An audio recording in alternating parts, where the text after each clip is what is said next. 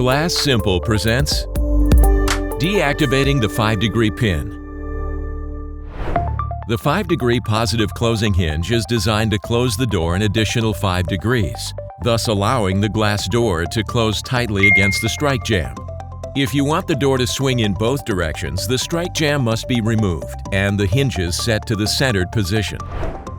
First, remove the inside cover plate.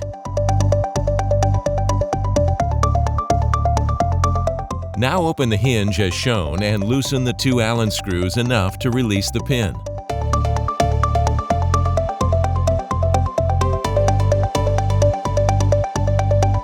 Slide the outside cover plate of the hinge off of the pin, turn it around 180 degrees, then slide the outside cover plate back on and tighten the Allen screws.